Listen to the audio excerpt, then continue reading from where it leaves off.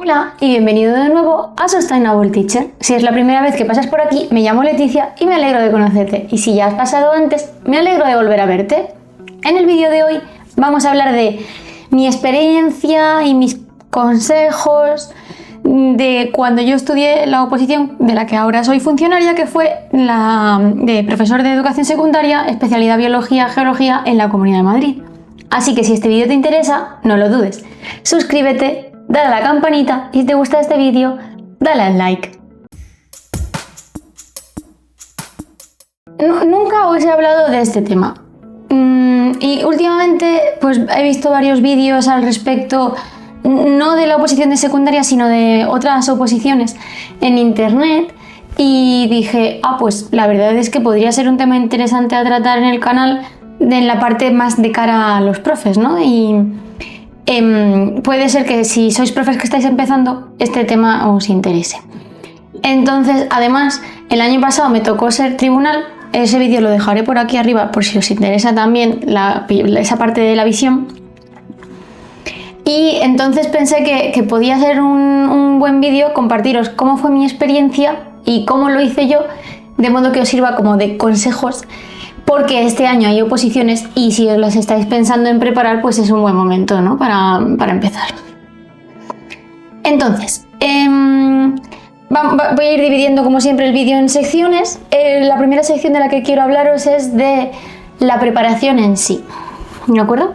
Yo me preparé, empecé en enero, o sea, yo terminé la tesis en enero de 2018 y yo ese año, el curso 16-17 yo ya había hecho el máster de profesorado y en el 17-18 me preparé con un preparador.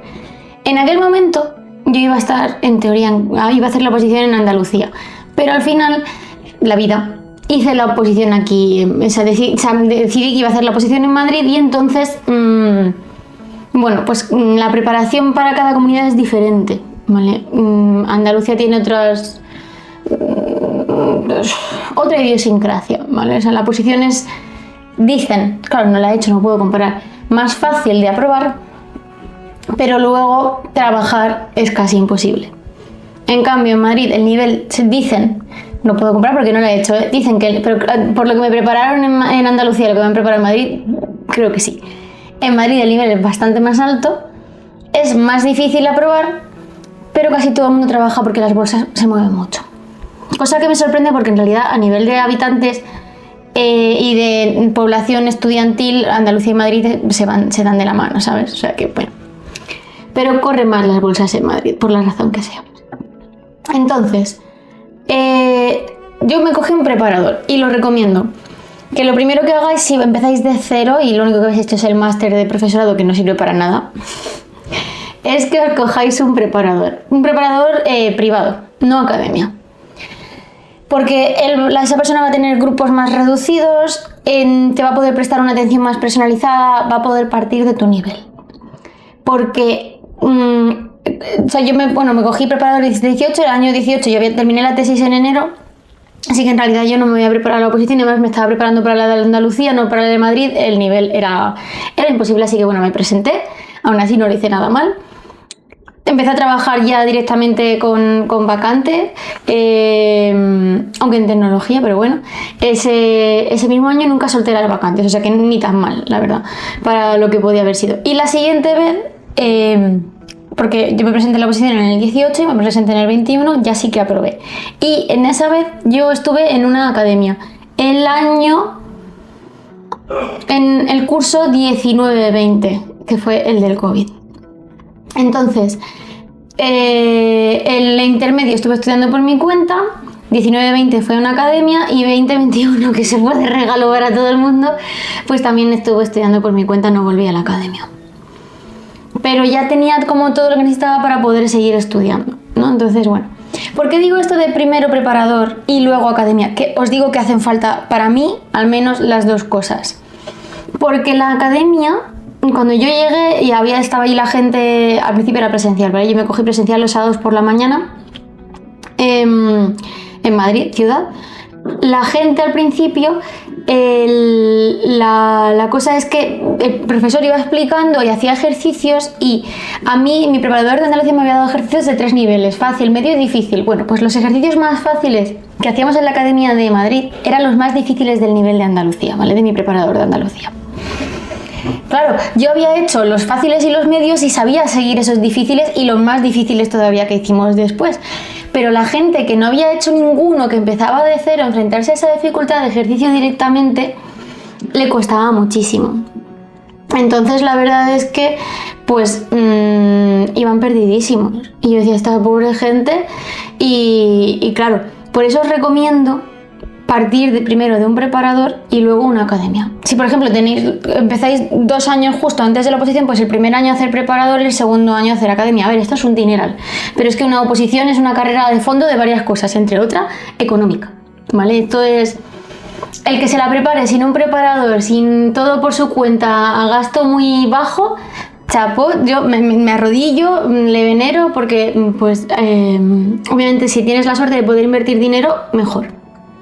Vale, entonces eso con respecto a la preparación, ¿vale? Y academias, bueno, tengo varias referencias, no las voy a decir por aquí porque no me están sponsorizando ni nada, pero si alguien tiene alguna duda me podéis escribir un mensaje por privado en pues, como queráis, Instagram o lo que sea, y yo os respondo y os doy mi visión y mi experiencia de esas academias. Preparadores de biología en Madrid no conozco, vale, eso no me preguntéis porque no conozco. Conozco en Andalucía. Y bueno, pues eso es con respecto a la preparación. Ahora, con respecto al temario, claro, al tener preparador y al tener academia, a mí me dieron temario. Y al final el temario que yo me preparé fue una mezcla entre el temario de mi preparador de Córdoba, el temario de mi Academia de Madrid y lo que yo fui aportando, ¿vale? Porque sí que es cierto que es importante personalizar los temas y mantenerlos actualizados. Entonces, yo lo que hice fue personalizarlos y actualizarlos y unificar ambos temas. ¿De acuerdo? Así que yo me cogí todos los tachos de uno, todos los tachos de otro y bueno, en verdad lo hice a mano, ¿de acuerdo? Porque yo soy más de mano, pero bueno, hice una unificación escrita entera de eso. Y eso me parece importante, tener los temas escritos enteros, nada de esquemitas ni historias. El tema, como si lo fueras a soltar en el examen, tienes que tenerlo escrito entero. Y ahora hablaremos de los simulacros y la preparación.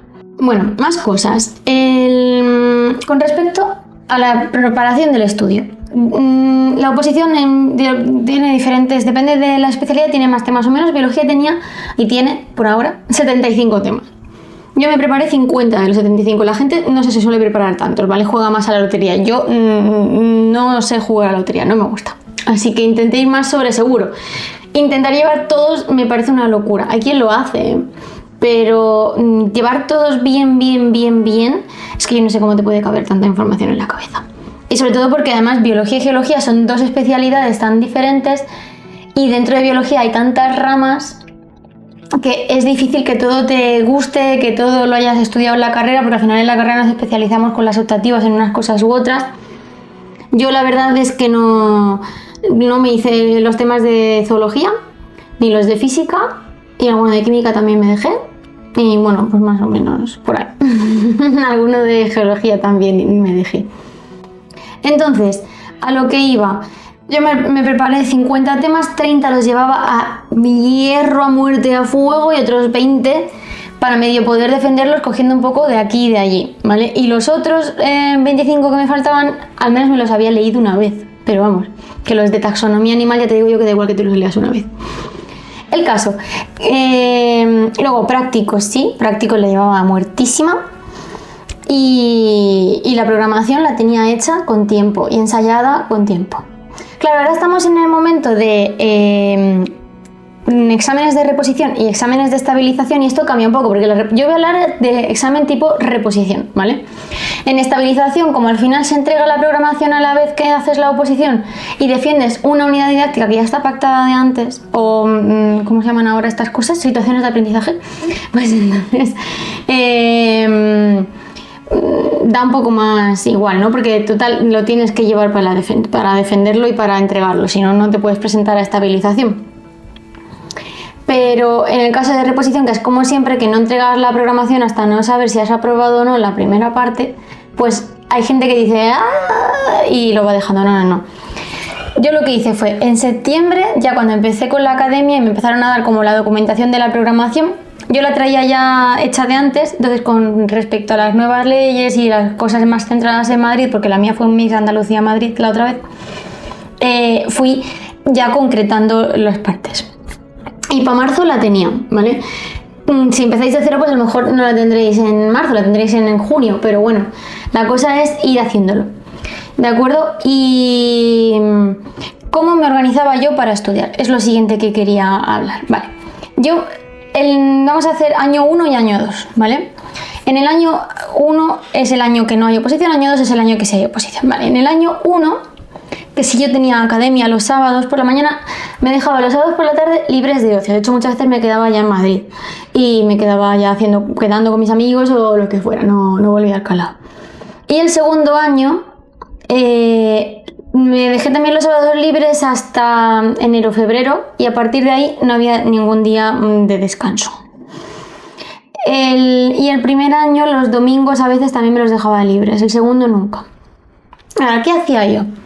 Yo de lunes a viernes estudiaba por la mañana temas y por las tardes prácticos. ¿Por qué? Porque yo por las mañanas tengo más cabeza y aunque los prácticos cuentan mucho más, y eso es horroroso, hay que dedicarle más tiempo a los temas que a los prácticos, aunque cuenten menos los temas que los prácticos, porque si no, no está proporcionada la cantidad de temas frente a la cantidad de prácticos, ¿no? Entonces es lo que hay.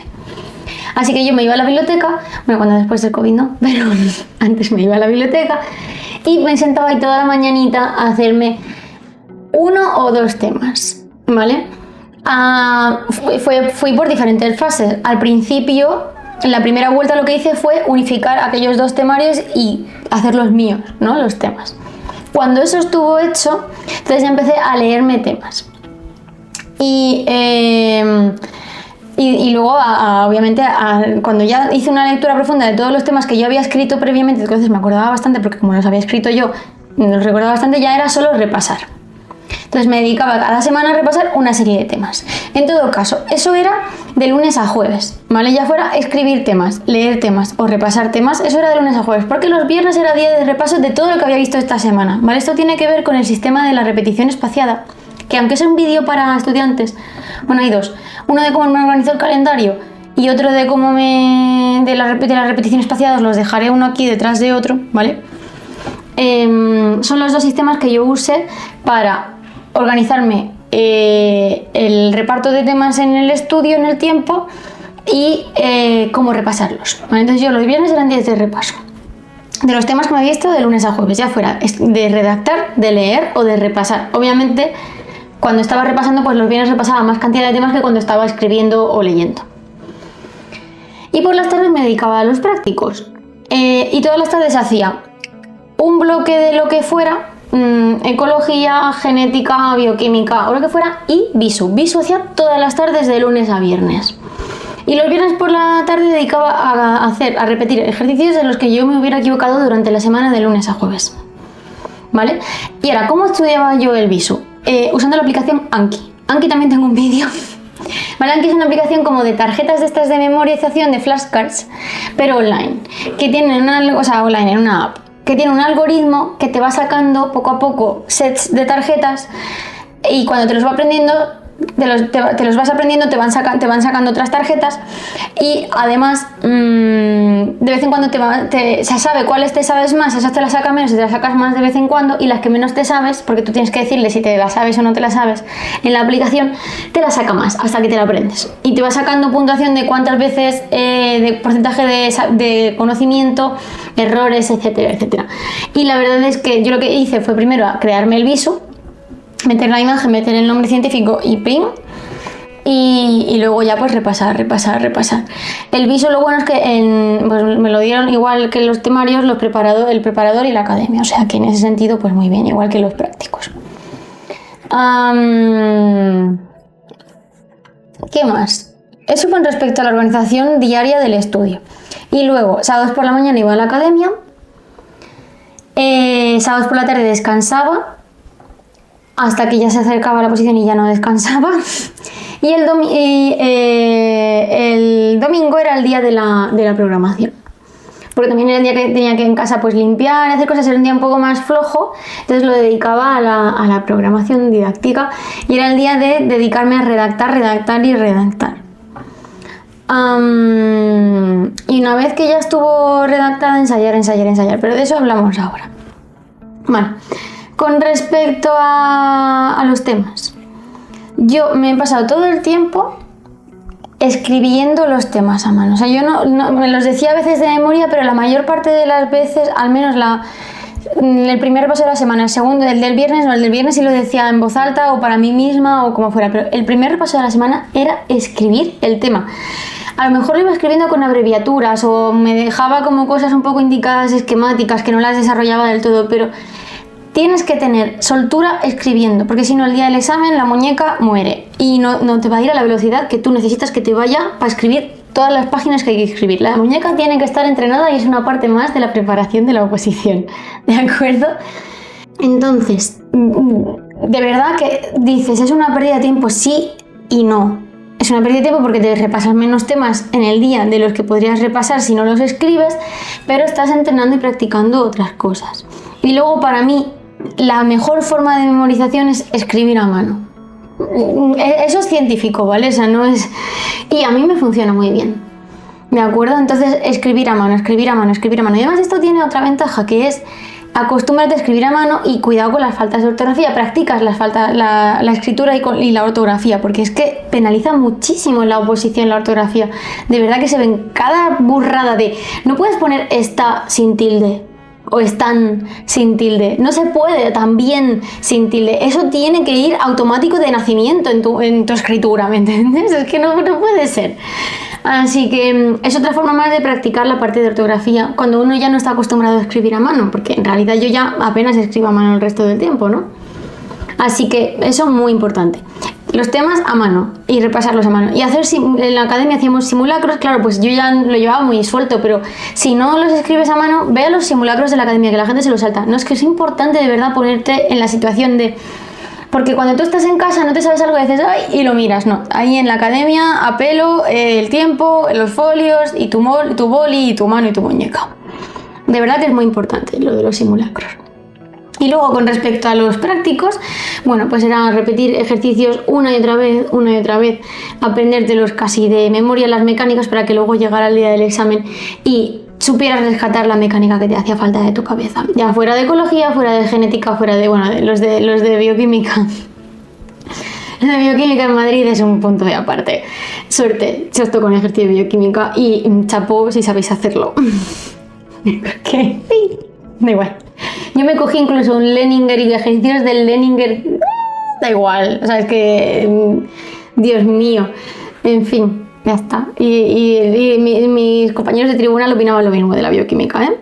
Así que a ver si cambian eso, porque madre mía. Bueno, y para terminar, creo... Sí, porque ya os he hablado de la academia, de los materiales, de la organización del tiempo, de los teóricos, de los prácticos. Así, la programación, claro, me falta. Bueno, como os decía, yo le dedicaba los domingos a la programación. Si no le dedicaba el domingo entero, pues tiempo para descansar el domingo, ¿vale? ¿Y qué hacía? Bueno, primero prepararla, escribirla entera yo.